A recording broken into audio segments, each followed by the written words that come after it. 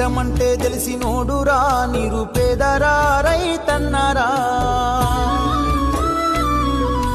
కడుపు నింపే అన్నం మెతుకురా అన్నదాతరా రైతన్నరా కష్టమంటే తెలిసినోడురా నిరుపేదరా రైతన్నరా కడుపు నింపే అన్నం మెతుకురా అన్నదాతరా రైతన్నరా ఎండనక వాననక చలి అనక నీల మట్టిని నమ్మిండు రేయనక పగలనక రాత్రనక కష్టజీవి